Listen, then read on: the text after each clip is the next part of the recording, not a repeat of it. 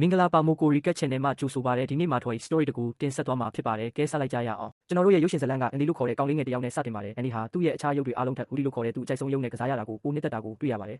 ဒါပေမဲ့အန်ဒီရဲ့အမေကမွေးနေ့ပွဲအတွက်ပြင်ဆင်ရမှာကူညီပေးဖို့ခေါ်လိုက်တဲ့အတွက်အန်ဒီကဝီဒီကိုဘေးမှာထားပြီးထွက်သွားပါတယ်အဲ့ဒီအချိန်မှာဝီဒီကစတင်လှုပ်ရှားလာပြီးသူဟာအသက်ရှိနေကြောင်းသိရပါတယ်အခြားရုပ်တွေလည်းအကုန်လုံးလှုပ်ရှားလာကြပြီးအယုတ်တိုင်းကလှုပ်ရှားနိုင်လို့စကားလည်းပြောနိုင်ကြတယ်ဆိုတာသိရပါတယ်ဒါပေမဲ့ကလေးတွေရဲ့ရှေ့မှာတော့တာမန်ရုပ်တွေလိုပဲဟန်ဆောင်နေကြတာဖြစ်ပါတယ်ဝီဒီကအယုတ်အားလုံးကိုအစည်းအဝေးတစ်ခုအတွက်စုဝေးခေါ်ယူပြီးအိမ်အစ်စ်ကိုပြောင်းရွှေ့တဲ့အခါဘယ်သူမှမပြောက်ဆုံးသွားစေဖို့အချင်းချင်းကောင်းကောင်းကြည့်ဆိုင်ကြဖို့ပြောပါတယ်ထို့ပြင်ဒီနေ့ဟာအဲ့ဒီရဲ့မွေးနေ့ဖြစ်ကြောင်းလည်းပြောပြပါတယ်အဲ့ဒီအခါအယုတ်တွေစိတ်မချမ်းမသာဖြစ်သွားကြပါတယ်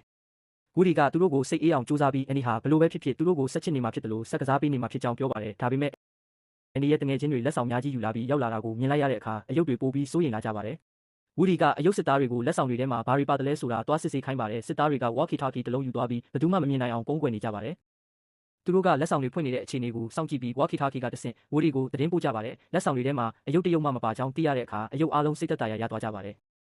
ဒါပေမဲ့ရုတ်တရက်အန်ဒီရဲ့အမေကသူ့ရဲ့လက်ဆောင်ကိုအန်ဒီထံပေးလိုက်ပါတယ်ဝီဒီကအထဲမှာဘာပါတယ်လဲဆိုတာမသိရသေးခင်မှာပဲဒိုင်နိုဆောရတ်က walkie talkie ကိုလက်လွတ်ကျစေလိုက်ပါတယ်အန်ဒီအပေါ်ထက်ကိုတက်လာနေတဲ့အတန်ကိုကြားလိုက်တာနဲ့အယုတ်အားလုံးဟာသူတို့ရဲ့မူလနေရာတွေကိုအလျင်အမြန်ပြန်သွားကြပါတယ်ဟေ့ငါနားထဲမှာဘာသူရှိနေတာလဲဒီကသူ့တငယ်ချင်းတွေနဲ့အတူအခန်းထဲဝင်လာကြတယ်သူတို့အားလုံးအလုံးပျော်ရွှင်နေကြတယ်